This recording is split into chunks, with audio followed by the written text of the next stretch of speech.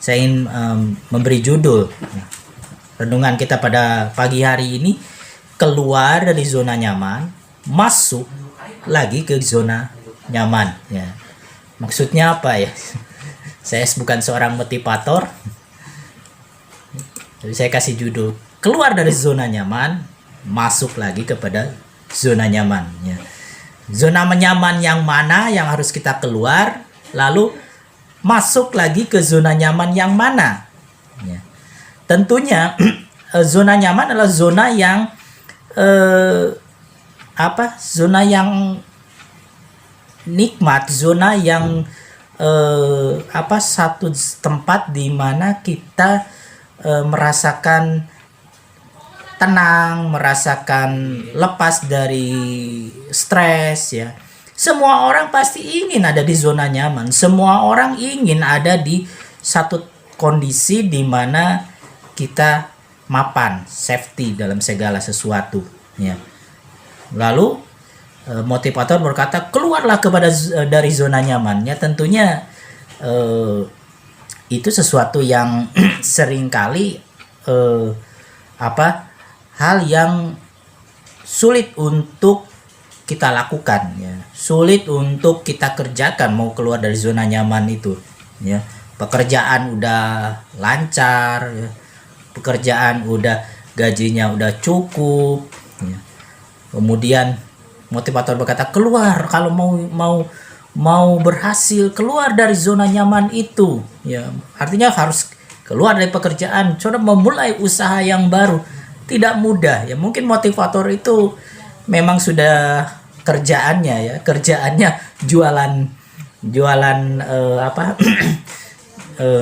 jualan bicara gitu kan, jualan kata-kata yang mempush orang.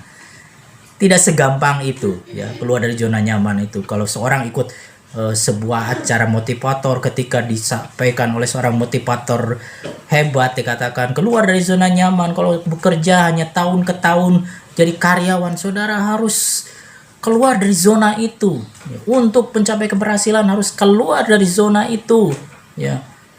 Saudara harus mencapai misalnya jadi seorang pebisnis, seorang pengusaha. Nah, kalau mau jadi pebisnis, pengusaha harus keluar dari pekerjaan yang rutinitas, lalu memulai usaha yang baru.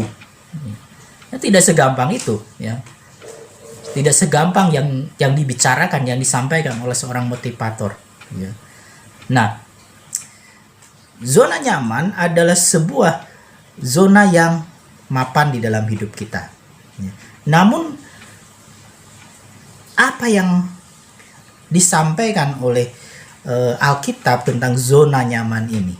Ibrani pasal yang keempat ayat 3 dan ke-10.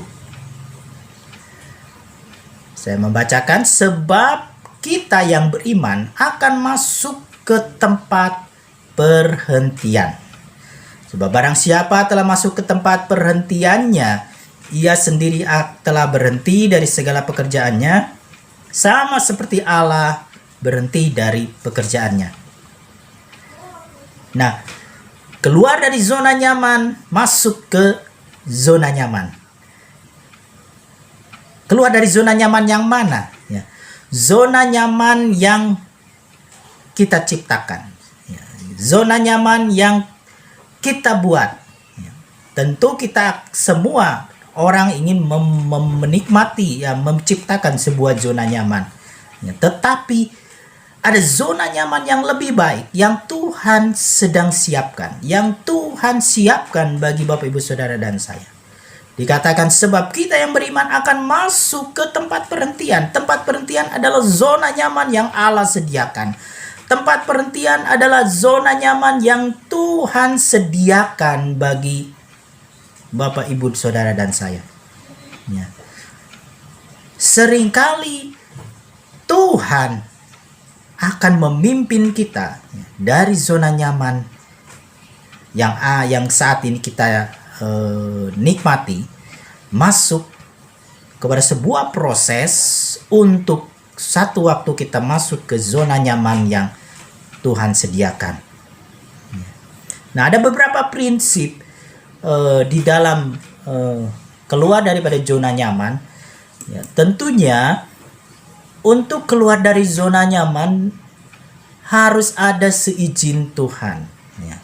Karena zona nyaman bukan dipaksakan, ya. Zona nyaman bukan sesuatu yang harus seperti yang disampaikan oleh motivator, ya. Untuk berhasil coba keluar dari zona nyaman, berarti itu kita sedang mau bunuh diri, ya. Bunuh diri dalam suatu kehidupan. Ya kalau sudah nyaman di situ, sudah nyaman di dalam kehidupan kita, pekerjaan kita sudah safety, ya tidak ada sesuatu yang mengganggu kita, ya sudah nikmati saja zona nyaman itu, ya. Jangan mencoba-coba untuk keluar dari tempat itu untuk sesuatu yang hal yang bisa malah menjerumuskan kita, ya.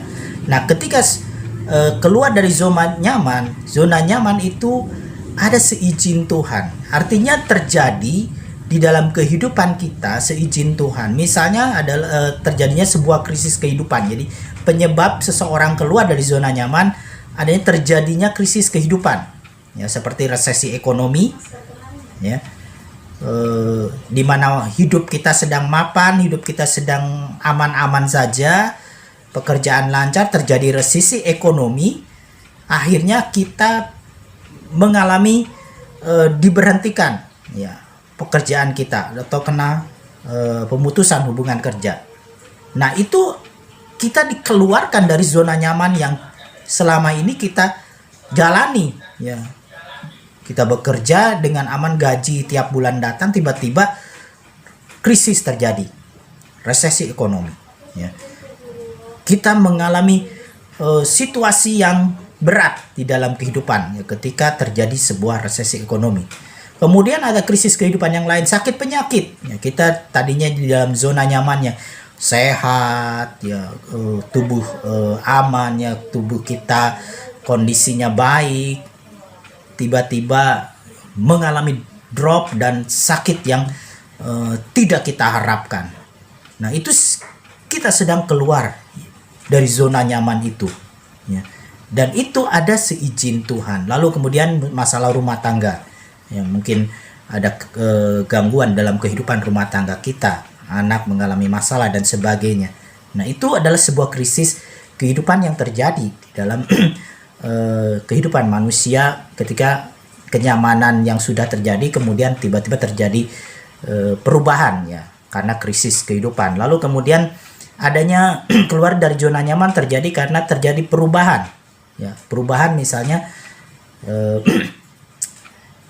kita tidak cocok dengan pekerjaan kita waktu misalnya, biasanya anak muda yang masih mencari karir, ya, itu biasanya pindah-pindah dari satu tempat kerja ke tempat kerja yang lain karena masih muda, ya, masih mencari tempat berkarir. Nah, ketika terjadi perpindahan tempat kerja itu ada proses di mana kita keluar daripada zona yang nyaman kita, ya. Tapi ya seperti kondisi-kondisi yang terjadi di dalam seseorang yang mencoba, ya, untuk meniti, ya, karir-karir dalam hidup mereka. Kemudian perpindahan rumah itu juga di mana seseorang yang tadinya nyaman tinggal misalnya di satu daerah tiba-tiba harus pindah ke tempat yang baru. Nah, itu juga adalah proses keluar daripada zona nyaman yang terjadi dalam hidup, ya. Kemudian perubahan sistem itu juga membuat seseorang keluar daripada zona nyaman, ya. Misalnya sistem peraturan pemerintah yang terjadi perubahan, ya. Terjadi perubahan dalam peraturan, undang-undang dan sebagainya, kita dipaksa untuk keluar dari proses kenyamanan tersebut, ya. Atau ada rencana baru memulai proyek, memulai usaha yang baru, itu juga adalah sebuah proses seseorang keluar daripada zona nyaman, ya. Tentunya semua terjadi ada dalam seizin Tuhan, bukan karena istilahnya terpaksa, bukan karena seseorang itu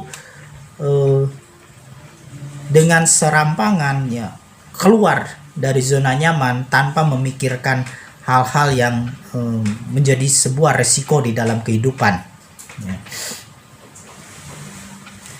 Nah, prinsip di dalam keluar dari zona nyaman yang pertama itu adalah jangan memaksakan diri untuk keluar daripada zona nyaman. Ya. Kalau Tuhan sudah menetapkan kita ada di tempat ini, misalnya ada di satu situasi ini, ya, kalau Tuhan tidak mengizinkan kita keluar dalam proses zona nyaman itu, maka jangan coba-coba kita keluar dengan keinginan sendiri, keluar dengan kehendak sendiri. Ya. Kalau Tuhan tidak izinkan, maka yang terjadi kalau kita coba keluar nekat ya tanpa ada seizin Tuhan, yang terjadi adalah stres. Ya. Karena ketika keluar dari sebuah kenyamanan, sebuah zona nyaman, perubahan segala sesuatunya terjadi. Ya.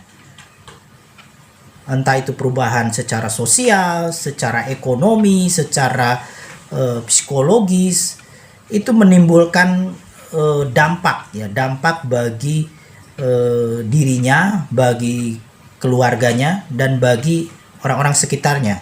Ya, sehingga dia bisa menghadapi stres, cemas, dan tertekan. Ya. Misalnya seseorang yang waktu dulu dia kerja di tempat yang lama itu dia enjoy, ya. Lalu dia mencoba pindah ke tempat yang baru yang sebenarnya dia bukan bidangnya, ya. Ada ketidakmampuan, ketidakcocokan. Ketika dia pindah ke tempat yang baru, yang terjadi adalah ya itu stres, cemas, depresi, ya tertekan karena mungkin situasi pekerjaannya berbeda dengan pekerjaan yang lama. Ya. Jadi artinya tidak memaksakan diri dalam hidup kita ketika tidak terjadi, misalnya Tuhan tidak mengizinkan kita untuk keluar daripada zona nyaman. Ya. Tuhan akan membawa kita keluar, Tuhan akan memaksa kita keluar ketika ada maksud ilahi. Ya. Ketika ada maksud Tuhan supaya kita menggenapi rencana Allah. Kita lihat beberapa contoh, ya, beberapa tokoh Alkitab yang dipaksa Tuhan untuk keluar daripada zona nyaman. Yang pertama adalah Yusuf. Keluar dari zona nyaman ketika ada maksud Tuhan. Jadi yang tadi prinsip tadi bahwa jangan keluar dari zona nyaman kalau Tuhan tidak izinkan. Tapi kalau Tuhan izinkan, maka ada maksud Allah, ada rencana Allah dalam hidup kita untuk maksud yang mulia. Ketika Tuhan membawa keluar kita dari zona nyaman kita, maka Dia akan membawa kita masuk kepada zona nyaman yang Tuhan sediakan. Yusuf adalah seorang anak yang dikasihi oleh bapaknya karena dia lahir dari istri yang dicintai, ya, istri yang dicintai oleh Yakub. Ya. Dan Yusuf itu anak kesayangan daripada Yakub, sehingga dia menerima kenyamanan dari ayahnya, dimanjakan, ya, diberikan jubah yang indah. Yusuf menikmati kenyamanan di dalam rumahnya. Ya. Dia tidak boleh bekerja, ya. Mungkin hanya lihat-lihat kakaknya kerja ngumpulin padi, dia hanya keliling-keliling dan membuat iri daripada saudara-saudaranya. Ya. Dia hanya makan, tidur, mungkin ya ada sesuatu kenyamanan yang dia nikmati ketika dia tinggal bersama ayahnya. Ya. Jadi anak kesayangan, jadi anak papa gitu kan. Nah, tiba-tiba di kenyamanan itu direnggut secara paksa, ya, oleh Tuhan, ya, dengan memakai kakak-kakaknya. Ya, dia dijual ke bangsa Mesir, kemudian menjadi budak, dan dia harus mengalami penderitaan menjadi seorang budak. Lalu setelah dia nyaman jadi istilahnya pengelola sebuah rumah tangga yang bernama Potifar, dia posisi tinggi, ya, sudah nyaman kembali, ya, dipercaya oleh majikannya menjadi istilahnya supervisornya di rumah itu, ya. Tiba-tiba dipitnah, ya, dipitnah oleh istrinya dan harus dijebloskan ke penjara. Kenyamanan Yusuf kembali diambil, ya. Dia harus berada di penjara yang gelap. Tapi ketika dia keluar dari zona nyaman itu, dia tetap menjalani proses yang dihadapi. Kemudian di penjara yang sepertinya pengap, di penjara yang sepertinya tidak enak, ya, bukan sepertinya, memang tidak mengenakan bagi Yusuf, tapi Yusuf tetap menjalani proses itu sehingga seorang tahanan bisa dipercaya menjadi wakil dari sipir, ya, wakil dari kepala penjara, sehingga dia yang ngabsen para narapidana yang masuk dipercaya untuk mengelola makan daripada narapidana. Dia belajar dan dia diproses, dalam proses itu dipercaya menjadi orang kepercayaan dari kepala penjara. Artinya dia kembali masuk dalam zona nyaman di penjara tersebut, meskipun ya tetap dia seorang tahanan, ya. Sampai akhirnya satu waktu ketika di dalam penjara itu dia dikeluarkan karena ada satu kondisi di mana Raja Firaun mencari orang yang bisa memimpin, ya, mengungkapkan sebuah mimpi yang dialaminya dan apa yang akan terjadi di Mesir, yaitu kelaparan, dan Yusuf menafsirkan mimpi itu dan dia diangkat oleh Firaun untuk menjadi Perdana Menteri. Yusuf dipaksa keluar dari zona nyaman di keluarganya sebagai anak yang disayang, mengalami proses yang tidak mengenakan untuk maksud Tuhan, di mana dia menjadi seorang Perdana Menteri yang akan memelihara justru keluarganya di masa kelaparan, ya. Memelihara suatu bangsa Israel yang terjadi pada waktu itu masa kelaparan. Lalu tokoh yang kedua, Nabi Yunus. Dia adalah seorang nabi yang hidup juga dalam kenyamanan di tengah bangsa Israel. Dia menikmati kehidupan sebagai seorang nabi, ya. Lalu tiba-tiba Tuhan menyuruh Yunus untuk pergi ke bangsa Niniwe yang merupakan bangsa penjajah, bangsa musuh daripada bangsa Israel. Yunus disuruh untuk memberitakan kabar firman Allah kepada bangsa Niniwe tentang penghukuman. Ketika Yunus disuruh itu, Yunus berpikir, ngapain saya harus menyampaikan berita penghukuman? Lebih baik biar saja bangsa itu dihukum, karena mereka sudah melakukan penindasan kepada bangsa Israel. Ya, bangsa Niniwe itu adalah bangsa Aram, ya, kalau nggak salah. Jadi ini ibu kota dari bangsa yang menjajah daripada bangsa Israel, ya. Sering melakukan penyerangan kepada bangsa Israel. Nah, Yunus disuruh untuk memberitakan penghukuman itu.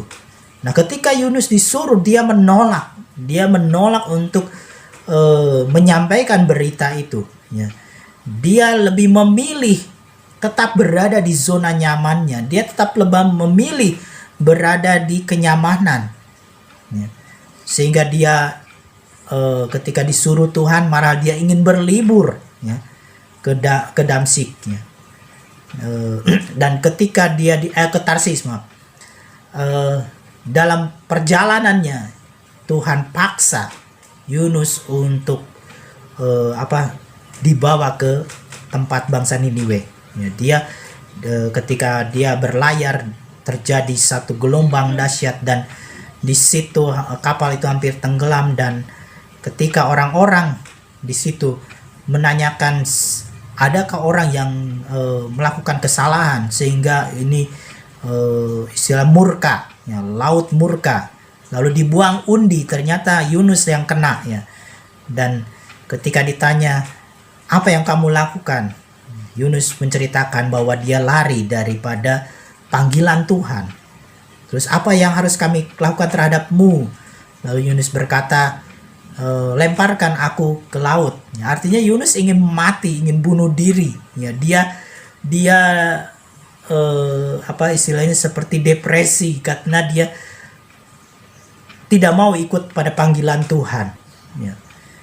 Ketika Tuhan memaksa dia untuk keluar dari zona nyaman itu, dia tidak mau meninggalkan zona nyaman yang sudah dia nikmati. Sehingga Yunus dibuang ke laut, tapi Tuhan memakai ikan besar. Ya.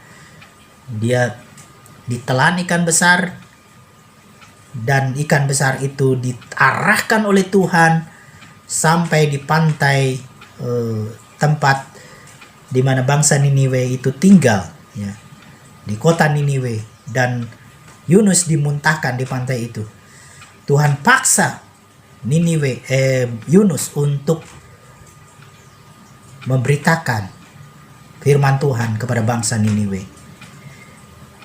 Yunus dipaksa keluar dari kenyamanan untuk maksud Tuhan, untuk rencana Tuhan. Lalu yang ketiga, Simon dari Kirene. Siapa Simon dari Kirene? Simon Kirene bukan seorang Kristen. Dia bukan siapa-siapa. Alkitab hanya menulis 2 kali kata Simon Kirene ini. Dia bukan siapa-siapa, tetapi dia dipilih Tuhan, dipaksa. Pada waktu itu terjadi ketika penyaliban Yesus. Simon sebenarnya sedang dalam sebuah perjalanan. Dalam sebuah perjalanan, entah perjalanan bisnis atau perjalanan suatu proses perjalanan yang dia tempuh, tiba-tiba dihadang oleh arak-arakan tentang proses penghukuman seorang narapidana, ya, yaitu Yesus sendiri yang dianggap narapidana. Dan ketika Yesus sudah memikul salib, dia tidak mampu lagi. Tiba-tiba para orang Romawi menarik Simon dari kerumunan itu. Ya, dia tidak bisa melanjutkan perjalanan, harus menunggu proses lewatnya Yesus. Ya. Tapi ketika Yesus sudah tidak mampu memikul salib, Simon ditarik oleh para orang Romawi ini untuk memikul kayu salib Yesus.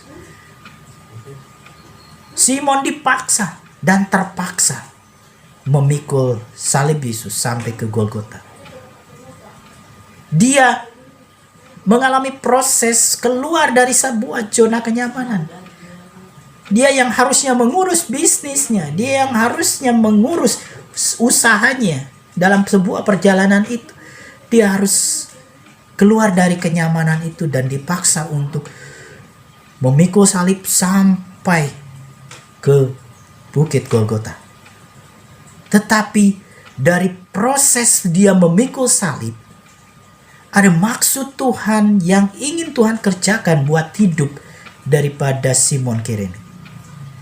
Simon Kirene akhirnya dicatat dia menjadi percaya kepada Yesus Kristus. Ya. Ada sebuah ayat yang lain, ya, bahwa anaknya itu menjadi percaya dan menjadi murid Kristus, dan di situ disebutkan anak itu ayahnya itu adalah Simon, ya. Simon dari Kirene. Lewat dia dipaksa memikul kayu salib Yesus, dia mengalami keselamatan. Seluruh isi rumah tangganya mengalami keselamatan. Ya. Keluar dari zona nyaman karena seizin Tuhan. Karena Tuhan menyediakan zona nyaman yang baru. Tuhan menyediakan zona nyaman yang Dia siapkan bagi Bapak Saudara dan saya. Tuhan menyiapkan tempat perhentian. Ya. bagi setiap kita.